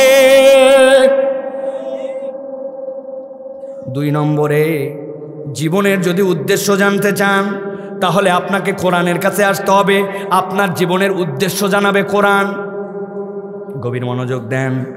আল্লাহ বলতেছেন, আল্লাযী খালাকাল মাউতা ওয়াল হায়াতা লিয়াবলুয়াকুম আইয়ুকুম আহসানু আমালা। বড় দরদের আলাপ, বড় আদরের আলাপ, বড় হৃদয় ভাঙা আলাপ। ভালো করে বোঝেন, রব্বুল আলামিন বলছেন, বান্দা আমি রব্বুল আলামিন এই জায়গায় যদি এই আয়াতের অল্প একটু অংশ পরিবর্তন করে দিতাম তোর মাথা খারাপ হয়ে যেত। পুরা পৃথিবী তোমাকে পারফেকশনিস্ট বানাতে চায়। গার্ডিয়ান এমন বই বের করবে যেই রকম পারফেক্ট বই আর কেউ বের করতে পারে নাই। আমার টার্গেট হচ্ছে আমার সবচেয়ে পারফেক্ট বানানো। এমন লোককে আমার অফিসে নিব যে সবচেয়ে পারফেক্ট। আমার টার্গেট পারফেক্ট। পুরা পৃথিবী এখন পারফেক্টের পিছনে ছুটছে, কিন্তু আল্লাহ বলছেন না, আমি রব তোমার জন্য একটা অপরচুনিটি দিয়ে বুঝালাম যে ইনসান আমি সৃষ্টি করলাম। ইনসান 2 শব্দ থেকে, হয়তো নিসিয়ান থেকে অথবা উনাসুন থেকে। নিসিয়ান থেকে হলে এই বান্দা ভুলে ভরা, আর হামজা নুন সিন উনাসুন থেকে হলে হবে ভালোবাসায় ভরা। যেই বান্দা ভুল করবে ওই বান্দাকে এই ভালোবাসা দিয়ে রব আপন করে নেবেন। আল্লাহ বলছেন ওই রব তোমাকে জীবনের উদ্দেশ্য জানাচ্ছেন, বান্দা জেনে নাও। আল্লাযী খালাকাল মাউতা, যিনি বলছেন আগে মৃত্যু সৃষ্টি করেছেন, এরপরে বলছেন ওয়াল হায়াতা, তিনি সৃষ্টি করেছেন জীবন। আল্লাহ বলতেছেন যিনি মারতে পারেন তিনিই তো তোমাকে জীবন দিতে পারেন। ওই রব বলতেছেন বান্দা লিয়াবলুয়াকুম আইয়ুকুম আহসানু আমালা, আমি তোকে পারফেক্ট বানানোর জন্য সৃষ্টি করি নাই। আমি দেখেছি তোমার মধ্যে প্রচেষ্টার দিক দিয়ে উত্তম ইবাদত কে করতে পারে, এইটার জন্য আমি রব তোমাকে সৃষ্টি করেছি। আহসানু আমালা আর আকমালু আমালার মধ্যে পার্থক্য কি? এখানে কোনো বাপের বেটা থাকলে উঠে দাঁড়ান যে হুজুর জীবনে এমনভাবে 2 রাকাত নামাজ পড়ছি, একটা তাওয়াব করছি, এমনভাবে রোজা রাখছি, আল্লাহ কবুল না করলে পারবেই না। আসেন বলে হুজুর এত গরম না মারে, বাপের বেটা আপনি কত বড়, আপনি বলেন দেখি যে আপনি 2 রাকাত নামাজ এমনভাবে পড়ছেন কবুল না হয়ে পারবে না। কেউ বলতে পারবো না, কেননা আমি যখন নামাজে দাঁড়াইছি আলহামদুলিল্লাহ রব্বিল আলামিন আর রহমানির রহিম ভুঁয়েত কি নিরানি এই সপ্তাহে দিব কি দিব না। ইয়াকা নাবুদু ওয়া ইয়াকা নাস্তাইন। বাজারের যে অবস্থা, আজকে হাটে কোন সময় যাই আছে কি না? ওরে ভাই, আমি যদি বলতে থাকি আপনাদের সব কথার সাথে মিলে যাবে। ফেসবুকে একটা পোস্ট দিয়ে আসছি, কুলু আল্লাহ আল্লাহ কয়টা লাইক বোধহয় পড়লো, আছে কি না? প্রিয় ভাইরা, আমি এটা বোঝানোর জন্য বলছি, নামাজকে ভাঙানোর জন্য বলছি না। আপনার আমার নামাজ এইরকম, তাহলে আল্লাহ যদি বলে 2 রাকাত নামাজ পড়ছিস, রোজাটা কেমনে রাখছিস, পারফেক্ট না হলে আমি কবুল করব না, বান্দা বিপদে পড়ে যেত। আল্লাহ বলছেন আমি পারফেকশনিস্ট তোকে বানাতে চাই না, আমি কোরআন দিয়ে তোকে বুঝাতে চাই আইয়ুকুম আহসানু আমালা। তোর 1000 মনের মধ্যে অশান্তি আসার পরেও নামাজ ছাড়িস নাই, 1000 ধরনের তোর সামনে বেরিয়ার আসার পরেও তুই আল্লাহর পথ থেকে কখনো বেরিয়ে যাস নাই।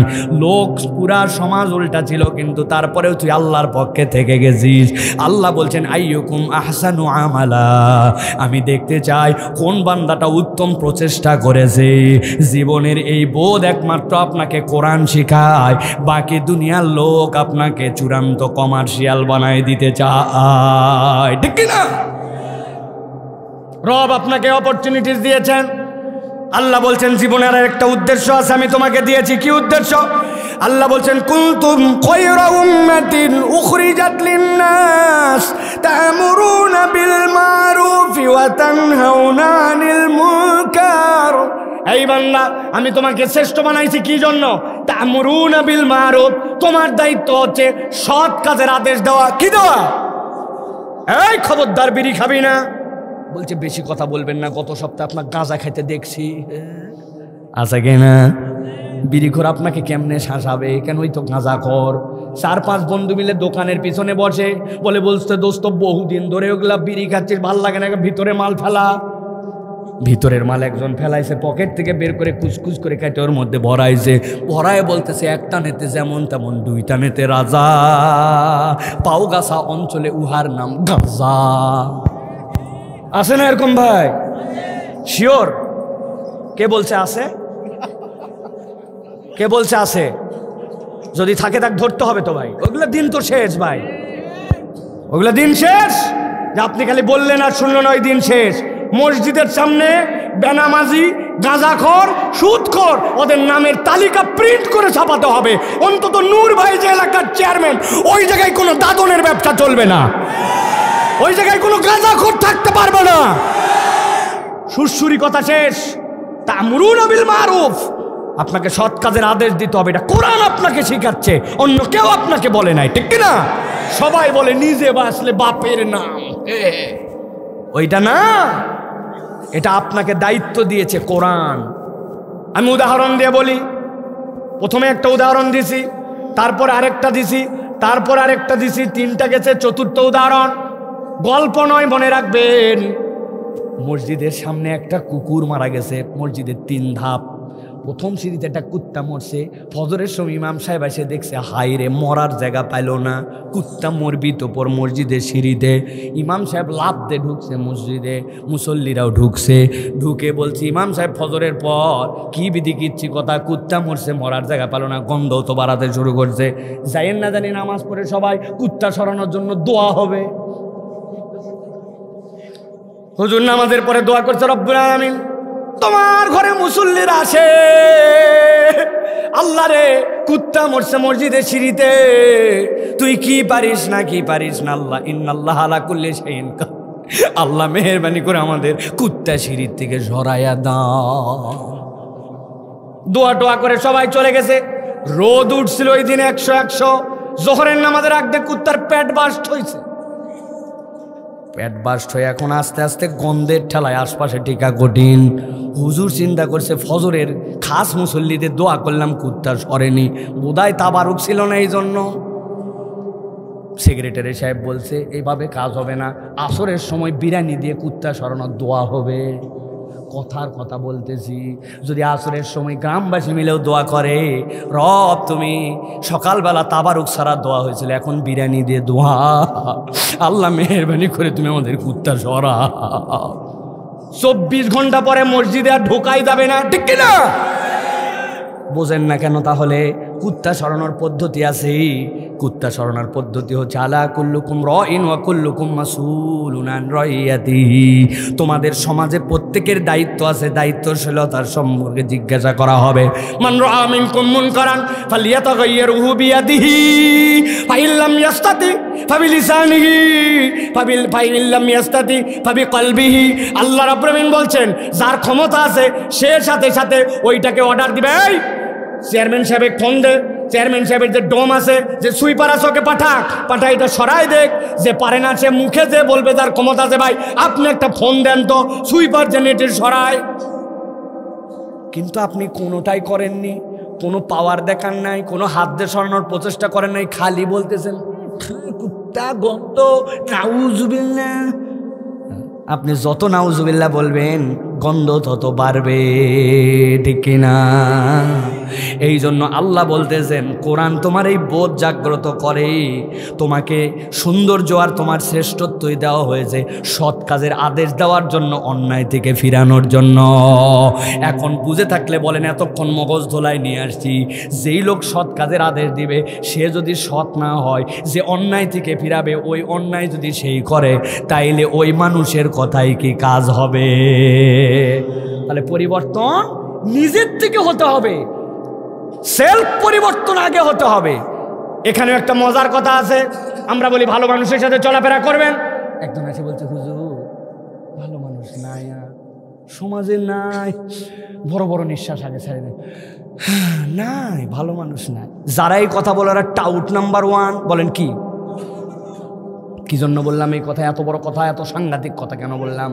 ব্যাককল তুমি ভালো মানুষ নাই বলতেছো, তো তোমার ভালো মানুষ হতে সমস্যা কোথায়? তুমি ভালো হলেই তো একজন লোক ভালো মানুষ খুঁজে পায়, নিজে ভালো হবে না, কিন্তু খালি বলবে সমাজটা শেষ হয়ে গেল, না আছে কি না? অতএব ভালো করে বোঝেন, আপনার জীবনের উদ্দেশ্য বারবার রিমাইন্ডার দেয় কোরআন। কোরআন ছাড়া আপনাকে প্রকৃতার্থে জীবনের উদ্দেশ্য কেউ বুঝাবে না, মনে থাকবে? আল্লাহ রাব্বুল আমিন বলছেন, আচ্ছা দেখি আপনাদের কতটুক মনে আছে, কোরআনের সাথে আমাদের সম্পৃক্ত হওয়ার কারণ কয়টা? হাত ওঠেনি, কয়টা? আরেকটা চান্স দিলাম, সব হাত নামান। কয়টা বলছি? কয়টা? কয়টা বলছি? বাকি আছে কয়টা? চলবে, চলবে, ঠিক আছে চলে। 3 নম্বরে কোরআনের সাথে আপনার সম্পৃক্ত হওয়ার কারণ, আপনি কোরআনহীন হলে আপনি চলতে পারবেন না। 3 নম্বর কারণ হচ্ছে জীবনের সত্যতা এবং সততার অনুভব যদি পেতে চান, কোরআনুল কারীম ছাড়া আপনার কাছে কোনো বিকল্প নাই। কথাটা অনেক কঠিন হয়ে গেছে, চলেন সহজ করে দেই। আল্লাহ বলতেছেন আল্লাযীনা ইউমিনুনা বিল গায়বি ওয়া ইউকিমুনাস সালাতা ওয়া মিম্মা রাযাকনাহুম ইউনফিকুন। আল্লাহ রাব্বুল আমিন বলছেন দুনিয়ার মানুষের 2টা ধারা আছে। একটা ধারার লোক যা দেখি তাই কেবল বিশ্বাস করি, এই ধারার লোক প্রকৃতার্থে সুখ খুঁজে পাবে না। আল্লাহ বলছেন আল্লাযীনা ইউমিনুনা বিল গায়ব। 1 নম্বর ধারার একটা ব্যতিক্রম লোক আছে, এদের দিলের মধ্যে শান্তির কোনো শেষ নাই। যারা বিশ্বাস করে গায়েবে, অদৃশ্যে, ও জানে সব কিছু আমার নিয়ন্ত্রণে নয়, বরং আল্লাহ রাব্বুল আলামিনের নিয়ন্ত্রণে। সুবহানাল্লাহ বলেন। আল্লাহর একজন পয়গম্বর ছিলেন মুসা আলাইহিস সালাম। কি নাম? মুসা আলাইহিস সালাম। হাদিসের মধ্যে আসছে আদম আলাইহিস সালামের সাথে ঝগড়া লাগাইছিলেন, জানেন আপনি? আদম আলাইহিস সালামকে বলতেছে আব্বা, কি এটা আমার কথা নয়, হাদিসের কথা। আব্বা, আল্লাহ পুরা জান্নাত দিল আপনাকে, জান্নাতের সব নাজ নিয়ামত ভরপুর, আপনি কোন দুঃখে ওই গাছের কাছে গেলেন? যাওয়ার জন্যই তো আমাদের দুনিয়াতে আসা লাগছে, আপনি কাম না করলেই তো দুনিয়া আসা লাগতো না। কেইসা বেটা, চিন্তা করছেন? নবীজি বলতেছেন, মুসা আলাইহিস সালাম বলতেছে, মুসা আলাইহিস সালাম এমনি গরম, কিন্তু উনি এমনি গরম, ওনার তবিয়ত গরম। আরে নবী করিম সাল্লাল্লাহু আলাইহি সাল্লামকে পর্যন্ত উনি গরম দিছেন। আল্লাহু আকবার। বেয়াদবি না, এটা হচ্ছে তার ধরন। নবীজি সাল্লাল্লাহু আলাইহি সাল্লাম যখন 6ষ্ঠ আসমানে মুসা আলাইহিস সালামের সাথে দেখা করছেন, দেখা করার পরে যখন পরিচয় দিছেন, আমার উত্তম সন্তান, আমার উত্তম ভাইয়ের প্রতি আমার সালাম। নবী যখন উপরে চলে যাচ্ছেন জিবরাইল আমিন সহ, তখন নবীজি শুনতে পাচ্ছেন কে যেন একটা বলতেছে নিচ থেকে, আমার পরে আসলো আর আমি 6ষ্ঠ আসমানে ওই উপরে উঠে চলে যাচ্ছে। নবীজি এই কথা শুনে ঘাবড়াই গেছেন যে জিবরাইল আমিনকে বলতেছেন এই কথা বলে কে? বলছে এটা মুসা বলতেছে। তো বলতেছে এরকম করে বলতেছে বলে উনি আর ওনার আল্লাহ জানে ওনারা এই ধরনের কথাই বলে। সুবহানাল্লাহ। বাপকে বলছে আব্বা আপনি কেন আসলেন? এই কামটা না করলে তোমাদের দুনিয়ায় আছে এই হিসাব নিকাশ বিধি কিচ্ছি ব্যাপার। আদম আলাইহিস সালাম উত্তর দিয়েছেন, হাদিসের মধ্যে আসছে, বলছে সন্তান তোমার কথা ঠিক, তবে তুমি কি জানো দুনিয়াতে সকলে আসার কত হাজার বছর আগে আমাদের আমলনামা লেখা? বলছে জানবো না কেন, 50,000 বছরটা কি হয়েছে? ঠান্ডা হও, কি হয়েছে মানে? আমি যে এই ঘটনা ঘটাবো জান্নাতে, তো আমার আসার 50,000 আগে, 50,000 বছর আগে লেখা, আমার কি দোষ? এই কথা কেন বললাম? আল্লাযীনা ইউমিনুনা বিল গায়ব, যত বিপদ হোক অন্তরের মধ্যে বিশ্বাস করে গায়েবের একজনের প্রতি আমার বিশ্বাস আছে। আল্লাহ বলতেছেন জীবনের বোধ ভালো করে বুঝেন। আল্লাহ রাব্বুল আমিন বলছেন ওয়া ইউকিমুনাস সালাহ, ওই মানুষগুলা সালাত কায়েমকারী হয়, কেবল আদায়কারী হয় না। সালাত কায়েমের কনসেপ্ট কি? এটা নূর ভাইদের আইটেম আপনাদেরকে বুঝাবে, আমি কেবল ছোট্ট করে বুঝাই। আপনার ডান পাশে একজন মাঠের থেকে কেবল উঠে আসছে, গাতে গন্ধ বাড়াচ্ছে, ভিজা গা, নামাজে দাঁড়াইছে। বাম পাশে আর একজন রিক্সাওয়ালা, আর আপনি বাবা হাজি সাহেব মানুষ, আতর সুগন্ধি সব লাগায়, সুন্দর জামা পরে আসরের নামাজে এসে দাঁড়াইছেন। হাজি সাহেব বলছে পিছে দাঁড়া, গাতে গন্ধ বাড়ায়। তুই কি জন্য? তুই আর সাধারণ লোক, রিক্সাওয়ালা পিছে দাঁড়ায়, পাশে আমার হাজি সাহেবের অন্যরা দাঁড়াবে, বলতে পারবে? কথা বলেন না যে এই পিছন থেকে কথা বলেন, পারবে? সাধারণ কনসেপ্টটা বুঝে নেন। যেই তাসবিয়া নামাজের মধ্যে জামাতে কাতারে হয়, আল্লাহ বলছেন ইকিমুনাস সালাহ, আমার বান্দারা ওই সমতাটা সমাজের মধ্যেও ছড়ায় দিতে যায়। এই কাজে, এই আন্দোলনে যারা, তারাই হচ্ছে সালাত প্রতিষ্ঠার আন্দোলনের কর্মী। আল্লাহ বলতেছেন তাদের আর একটা গুণাগুণ, ওয়া মিম্মা রাযাকনাহুম ইউনফিকুন,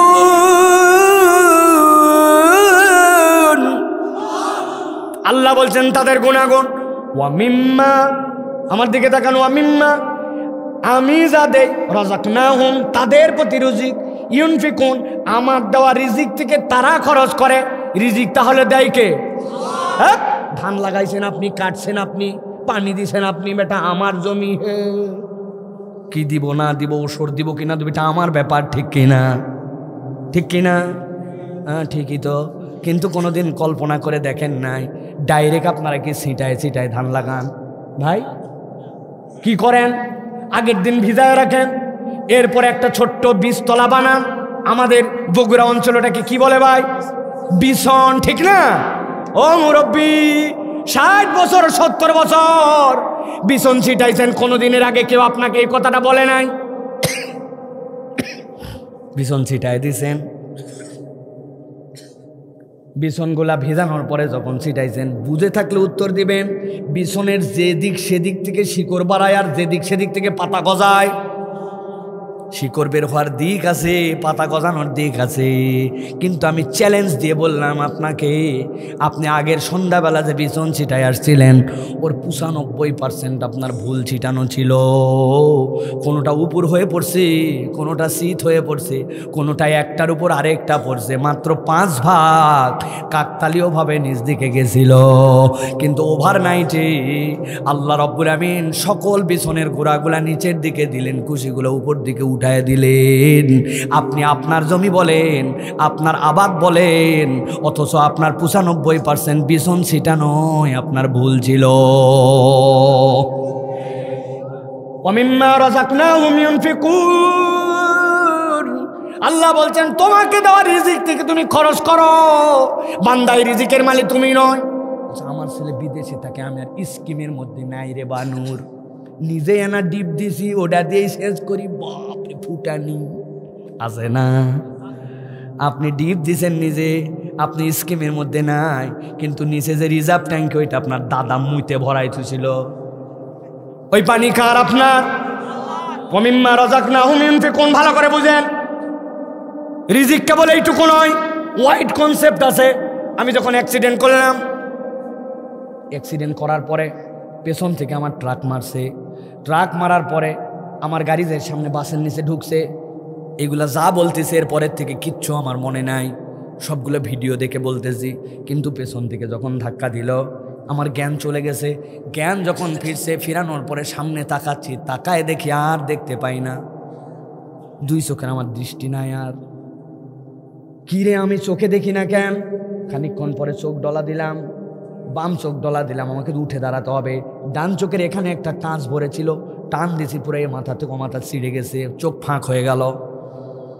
কিন্তু সাথে সাথে আবার আমি দেখতে শুরু করলাম। ভালো করে বোঝেন, আমি রাত্রে ঘুমাই গেলাম, চিন্তা করলাম, চোখ বন্ধ হয়ে গেল, কোনো চার্জ দেওয়া লাগলো না, কিছু দেওয়া লাগলো না।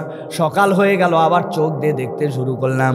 আপনি মনে করছেন ধান চালার আবাদে আপনার রিজিক? না না, আল্লাহ যে আপনাকে আমাকে চোখ দিয়ে দেখায়, কান দিয়ে শোনায়, এটাও আল্লাহর দেওয়া রিজিক। আল্লাহ বলছেন ওয়ামিম্মা রাযাকনাহুম ইউনফিকুন, চোখ দিয়ে তো আবাদ করলি, সব করলি, কিন্তু এই চোখ দিয়ে কি তুই কোরআন পড়লি কিনা, কোরআনের সমাজ গঠন হোক সেই পথে একটু চললি কিনা, এই চোখ দিয়ে কোরআনের আলোয় আলোকিত একটা দেশ হোক সেই প্রচেষ্টাটা এই চোখ দিয়ে হয়েছিল কিনা। আল্লাহ চোখকে তো রিজিক দিলেন, তোর দায়িত্ব হক হিসাবে এই চোখের আলোটাও ওই দিকে ব্যয় করা, ঠিক কিনা? বুঝেন নাই আপনি? তাহলে জীবনে আপনার যে একটা সত্যতার অনুভব আছে, কেউ আপনাকে এটা বুঝাবে না, এটা একমাত্র বুঝায় কোরআন। আমার দীর্ঘ আলোচনা একটু দীর্ঘ হয়ে যাবে, বলবো ভাই? বলবো? ভালো করে আর একটা উদাহরণ, সারা রাতকে বললো, আসেন 10 মিনিট বলে দেখেন কি ঠেলা। ভালো করে খেয়াল করেন, একদল লোক আছে, আমরা যদি বলি ভাই আসেন, যেগুলো ব্যাংক লুটপাট হয়েছে, দেশের টাকা লোপাট হয়েছে, ওদের বিচার কোরআনের আইনে হোক, ওরা রাজি না। আমরা যদি বলি জেনার বিচার, সমাজে পরকীয়ার বিচারটা আল্লাহর দেওয়া পদ্ধতিতে হদ দিয়ে হোক, আল্লাহ যেভাবে বলছেন ওইভাবে হোক, পাথর নিক্ষেপ করতে করতে শেষ করে ফেলা হবে। ও বলবে কি সাংঘাতিক কথা, এটা আবার কেমন কথা, এটা বর্বচরিত, একদম এত হাজার বছর আইন, এটা চলে না আসলে, এরকম নামাজ রোজা করে, কিন্তু এইরকম কথা বলনেওয়ালা লোক আছে কিনা? আসতে বলবেন না কিন্তু, কথা সাংঘাতিক কথা কিন্তু, বলেন আছে কিনা? ভালো করে উদাহরণটা মাথায় রাখেন। সপ্তম উদাহরণ দিচ্ছি, আল্লাহ মাফ করুক, আল্লাহ মাফ করুক, ধরেন আপনার বোন কোনো অসদাচরণের শিকার হয়ে গেছে, কোনো নরপশুদের দ্বারা অসদাচরণের শিকার হয়ে গেছে। এরপরে আপনার বোন বাড়িতে আসছে, কিন্তু তার সতীত্ব হারায় গেছে। এখন আপনি তার ভাই, বড় ভাই, আপনার বুকের মধ্যে কীরকম আগুন জ্বলবে বুঝেন। হঠাৎ করে সিসি ক্যামেরা দেখে ফাইন্ড আউট হয়ে গেছে সমাজের এই দুইটা বখাটে এই কাজ করছে। বলেন তো আপনি তখন কি করবেন? যদি ওই দুইজন ধরে, আপনি বলবেন এই যে হাসা নিলাম, এই যে বটি নিলাম, আমি মরে যাই, মরে যাব, আমার বিচারে ফাঁসি হলে হবে, কিন্তু আমার বোনের যে সতীত্ব হরণ করছে তার ধরের থেকে কল্লা নামায় দিব, যেহেতু খুঁজে পাইছি, এখনো পুলিশ ধরতে আসে নাই। যদি সত্যিকার ভাই হয় আর সত্যিকার পুরুষ হয়, তার ভিতরে এইরকম আগুন জ্বলবে কিনা? কথা বলেন, জ্বলবে কিনা?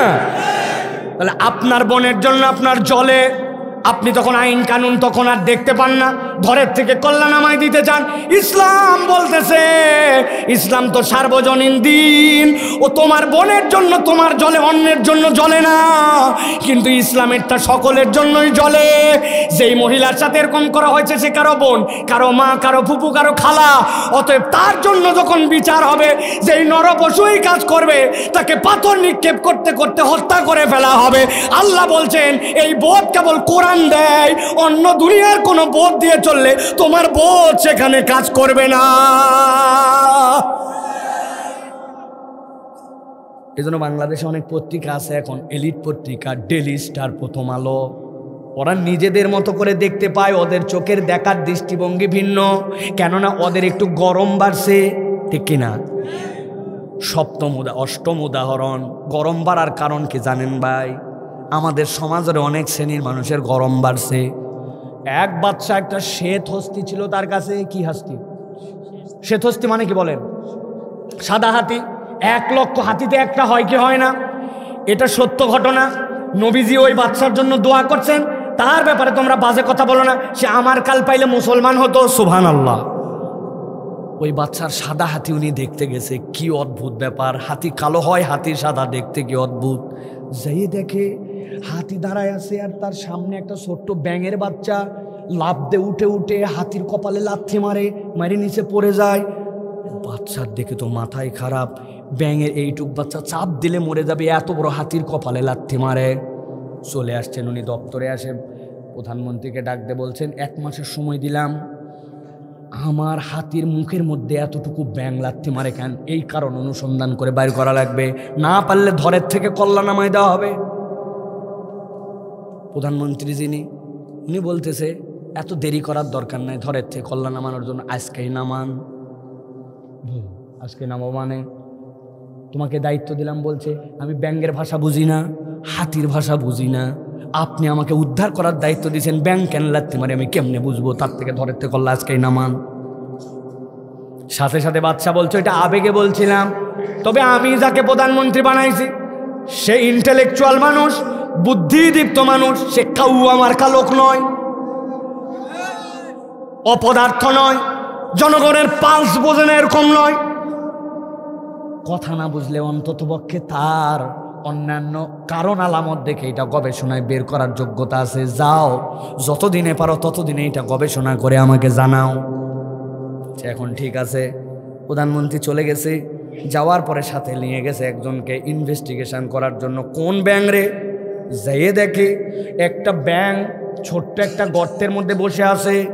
সচরাচর ব্যাঙের নেচার, গর্তটা এমন সাইজের বানায় ঢোকার পরে যেন ঘুরতে পারে। ব্যাঙ কখনো পিছন দিক দিয়ে বসে না, মুখ বের করে বসে, ঠিক কিনা? কিন্তু যে দেখে এত ছোট গর্ত যে ভিতরে ঢুকে ঘোরার কোনো সুযোগ নাই, এই জন্য ব্যাঙ সবসময় ব্যাক গিয়ারে ঢোকে, পেছন দিক দিয়ে ঢোকে। সাংঘাতিক কথা। তাহলে গর্তও ছোট, ব্যাঙও ছোট, পিছন দিক দিয়ে ঢুকে পারবে, টেনে বাইর করার, টেনে বাইর করছে। বাইর করে তাকায় দেখুন ঘর দেখছি, ঘরে তাকায় দেখে সেই সুলতানি আমলের ছোট ছোট পয়সা পাওয়া যেত, মধ্যে ফুটা ফুটা পয়সা, 1 টাকার পয়সা দেখছেন না মুরব্বীরা? ওই ফুটা পয়সা একটা ওই ব্যাংকের ঘরের নিচে রাখা আছে। ব্যাংক যখন ব্যাগ গেড়ে ঢোকার পরে তার নিতম্বটা, তার পাশাটা ওই টাকার উপরে পড়ে। উনি বাচ্চার কাছে চলে আসে, বাচ্চা ইনভেস্টিগেশন কমপ্লিট, তদন্ত কমপ্লিট, কি পাইলে? 1 মাস সময় দিলাম, ঘাবড়ায় গেলে 10 মিনিটে বাইর করে আনছে। বলে বাচ্চা শোনেন, গর্ত ছোট, ভিতরেও ঢুকতে হয় পিছন দিয়া, কিন্তু যেখানে যায় বসে ওখানে একটা পয়সা আছে ছোট, ওই পয়সাটার মধ্যে এমন গরম দিছি ও নিজের হিসাব আর মাপে না, ও লাথি মারে হাতির মাথায়। বাংলাদেশে এরকম অনেক লোক আছে, অল্প একটু পয়সা পায়া, অল্প একটু পাওয়ার পায়া, অল্প একটুখানি ক্ষমতা পায়া তারা বিরাট বড় ইসলামের উপরে, ইসলামিস্টদের উপরে গরম দেখায়। তারা আসলে ইসলামিস্টরা যে হাতির মতো শক্তিশালী এইটা এখনো টের পায় না। চুপ করে আসি, ধৈর্য ধরে আসি, সবর করে আসি, মনে করতেছো যে এটা আমাদের দুর্বলতা। ভুল ভুল ভুল। আমরা সুযোগ দিচ্ছি তোমাদেরকে, শুধরায় যাও, নচেত 16 কোটি মানুষ এখানে কিন্তু রেফারির ভূমিকায়, লাল কার্ড দিয়া বিদায় করতে 1 মুহূর্ত দেরি করবে না। ইসলাম আমাদের হৃদয়ে, ইসলাম আমাদের অন্তরে। হয়তো পারফেক্ট মুসলিম না, কিন্তু ইসলাম নিয়ে কোনো কথা বলবা এটা সহ্য করা হবে না। তাহলে জীবনের বোধ আপনাকে দেয় কোরআন, মনে থাকবে তো, ওয়ামিম্মা রাযাকনাহুম ইউনফিকুন, আল্লাহর দেওয়া রিজিক থেকে খরচ করে বান্দারা। কুঞ্জুস, কৃপণ, হারকিপটা বেরোয় না, এরকম মুসলমান আছে কিনা? আরে জুম্মার দিন মসজিদে যেই ব্যাগ কল এখনকার সময় 20 টাকা দেয় না, এর থেকে আর কপাল পোড়ার দুনিয়াতে একটাও নাই। 20 টাকা বাড়ায় না আপনার থেকে, হাই হা হায়, চায়ের দোকানে বসে সুরসুর করে টান দিছে 105 টাকা, 1 বিস্কুট 5 টাকা, প্রত্যেকদিন 4-5 কাপ চা খায়, 20-30 টাকা ফ্লেক্সি লোড দেয়, জামা আয়রন করে, অথচ আল্লাহর ঘরে যায় 20 টাকা দেয় না, 2 টাকা ছেঁড়া নোট, 1 টাকার কয়েন ভিক্ষুককে দিলেও নিবে না। 4 নম্বরে কোরআনের সাথে সম্পৃক্ততার প্রয়োজন। কথা শেষ আমার, অনেক দীর্ঘ হয়ে গেছে। আল্লাহু আকবার। 4 নম্বরে স্রষ্টার পরিচয় যদি জানতে চান, কোরআনুল কারীম ছাড়া আপনার রবের পরিচয় আপনাকে কেউ তুলে ধরবে না। আপনার ধারণা অফিস আপনাকে খাওয়ায়, চাকরি আপনাকে খাওয়ায়, কিন্তু আল্লাহ বলছেন কোরআন দিয়ে, ওয়া তাম্মাত কালিমাতু রাব্বিকা সিদকান ওয়া আদলা লা মুবাদদিলা লিকালিমাতিহি ওয়া হুয়াস সামিউল আলিম। আল্লাহ বলছেন তার কথায় কোনো পরিবর্তন নাই, তিনি তোমার রব, তিনি তোমার পরওয়ারদিগার। ওই রব তোমাকে জিজ্ঞাসা করেছিলেন ওই আলমে আরওয়াতে, আলাস্তু বিরব্বিকুম, ওই রব তোমাকে কবরে জিজ্ঞাসা করবেন মান রব্বুকা। এখন যেই যোগে সাক্ষ্য দিয়ে আসছো, যেই কবরে সাক্ষ্য দিতে হবে, মধ্যের জীবনটা তো ওই রবকে চিনতে হবে। আল্লাহ বলছেন কোরআন খোলার সাথে সাথে আলহামদুলিল্লাহি রব্বিল আলামিন, কোরআন তোমাকে তোমার রবের পরিচয় চিনাইয়া দেয়। সুবহানাল্লাহ। সর্বশেষ 5 নম্বর কারণ কোরআনের সাথে সম্পৃক্ত হওয়ার, জীবনের পরিণতিটা কি আপনার, এটা আপনাকে কেউ প্রকৃতার্থে বুঝায় না। দীর্ঘ আলাপ সংক্ষেপ করে বলি, আল্লাহ রাব্বুল আমিন বলছেন জীবনের পরিণতি তোমার বুঝতে হলে কোরআনের কাছে আসা লাগবে। আল্লাহ কোরআনে বলছেন ইন্না হাযাল কুরআন ইয়াহদি লিল্লাতী হিয়া আকওয়াম ওয়া ইউবাশশিরুল মুমিনিনা আল্লাযীনা, আনার পরে নেক কাম করবে। আল্লাহ বলছেন আমি রব তাদেরকে জানালাম আন্না লাহুম আজরান কাবীরা। আমরা সকলেই আল্লাহর কাছে চাই রব আমাদেরকে জান্নাত দাও। আল্লাহ বলছেন বান্দা ভুল করেছো, আমি রব তো তোমাকে কেবল জান্নাত দিতে চাই না, আন্না লাহুম আজরান কাবীরা, আল্লাহ বলছেন জান্নাতের থেকেও বেশি কিছু দিতে চায়। কি আশ্চর্য কথা, জান্নাতে গেলে আমার গোল শেষ, কিন্তু কোরআন বলছে না। আল্লাহ রাব্বুল আমিন তোমাকে অনেক বেশি আরো দিতে চান। আল্লাহ রাব্বুল আমিন আজরান কাবীরা বলেছেন, এটার ব্যাখ্যা কি? নবীজি সাল্লাল্লাহু আলাইহি ওয়াসাল্লাম ব্যাখ্যা করেছেন এইটার। নবীজি বলছেন জান্নাতীরা যখন জান্নাতে চলে যাবে, একদিন রব্বুল আলামিন জান্নাতে হাজির হয়ে যাবেন। হাজির হওয়ার পর জান্নাতীদেরকে বলবেন, ইয়া আহলাল জান্নাহ, ও জান্নাতীরা। জান্নাতীরা লাফ দিয়ে উঠে বলবে, লাব্বাইক ওয়া সাদাইক ওয়াল খায়রু বিয়াদাইক, এই রব আমরা হাজির আছি, হাজির আছি। সাথে সাথে রব্বুল আলামিন বলবেন, ও জান্নাতীরা, তোমরা হাজির আছো ঠিক আছে, কিন্তু তোমাদের কাছে জিজ্ঞাসা করি, হাল রাদিতুম, তোমরা কি খুশি আছো নাকি? জান্নাতীরা আশ্চর্য উত্তর দেব, মা লাকা লা নারদা ইয়া রব্বানা ওয়া কদ আতাইতানা মা লাম তুতি আহাদান ক্বাবলানা। রাজি না থাকে কেমনে পারি আল্লাহ, আমাদেরকে যে নিয়ামত দিয়েছো এরকম নিয়ামত আর কেউ পেয়েছে নাকি? আল্লাহ সাথে সাথে তাকে বলবেন, হাল আজিদুকুম, আমি কি নিয়ামত আর একটু বাড়ায় দিব নাকি? ওরা আশ্চর্য হয়ে বলবে, নিয়ামত আবার কেমনে বাড়ায়? আল্লাহ রাব্বুল আমিন জান্নাতে যা পাইলাম, বান্দার আর কোনো উত্তর দিবে না। নবীজি বলছেন, ঘটনা কি ঘটবে তখন জানো? আল্লাহ রাব্বুল আমিন সাথে সাথে ওই জান্নাতের মধ্যে জান্নাতীদেরকে বলবেন, উহিল্লু আলাইকুম রিদওয়ানি, আমি আজকে তোমাদের প্রতি চিরসন্তুষ্ট হয়ে গেলাম, আর কোনোদিন তোমাদের উপরে রাগ করব না। এই কথা বলার পরে রব্বুল আমিন তার মুখের যত পর্দা সব সরায় দেবেন। জান্নাতে জান্নাতীদের সাথে রব্বুল আলামিনের দিদার হয়ে যাবে। আল্লাহ বলছেন, আনজা লাহুম আজরান কাবীরা, আমি রব সবচেয়ে বড় নিয়ামত তাকে দিব। একটু আগে যারা বলছিল আল্লাহ জান্নাতে যা নিয়ামত দিয়েছে আর কি লাগে, আল্লাহ যখন নিজেকে সরাই দিবেন, জান্নাতীদের আর জান্নাত ভালো লাগবে না। নবীজি বলছেন, এরপর আল্লাহ প্রত্যেক দিন সকাল সন্ধ্যা জান্নাতের সকালে বান্দাদের সাথে দিদার দিতে থাকবেন। আল্লাহ বলছেন, এইটাই বান্দা তোমার জন্য আজরান কাবীরা। যেই বান্দা আল্লাহর দিদার পাবে, জান্নাত পাবে, ওই বান্দা দুনিয়াতে আল ঠেকবে, দুনিয়াতে মিথ্যা কথা বলবে, অপর ভাইকে ধোঁকা দিবে, একটু ঘুমের কারণে সে নামাজ বাদ দিবে, ইচ্ছা মতো সে হাঁটুর উপরে কাপড় তুলে মালখাস মেরে মেরে কাজ করবে। আল্লাহর নির্দেশ কখনো ওই বান্দা প্রকৃত বুঝ চলে আসলে আর কখনো আল্লাহর নির্দেশ অমান্য করতে পারে না। কেননা আল্লাহ তাকে সবচেয়ে বড় নিয়ামত দিবেন, রব হিসাবে তিনি গ্যারেন্টি দিয়েছেন। এই কথা দুনিয়ার কেউ স্মরণ করাই দেবে না। এইটা কোরআনওয়ালাকে কোরআন বারবার বারবার সকাল বিকাল স্মরণ করায় দিবে, ঠিক কিনা? তাহলে এখন বলেন যে কোরআনের সাথে আমাদের সম্পর্কিত হওয়ার প্রয়োজন আছে কিনা? কোরআনের একটা সমাজ আমাদের দরকার আছে কিনা? কোরআনের আদর্শে আমাদের যুবকদের আদর্শিত হওয়ার দরকার আছে কিনা? আছে ভাই, বলছি সকলে, বুঝছিও সবাই। এখন সময় হচ্ছে অ্যাকশন অ্যান্ড প্ল্যানিং। আমরা প্ল্যান করব এবং সামনে আগিয়ে যাব। আল্লাহ রাব্বুল আমিন যেন আমাদের কোরআনের সাথে সম্পৃক্ত হয়ে কোরআনময় জিন্দেগি দান করেন। আমার তরুণদেরকে যেন এই দুনিয়ার সামান্য মোহে পড়ে হারাম, লালসা, অসভ্যতা, অশ্লীলতা, ভাব মেরে চলাফেরা, এগুলো একটাও তোমাকে কখনো স্মার্ট বানাবে না। Be a Muslim and be a smart boy.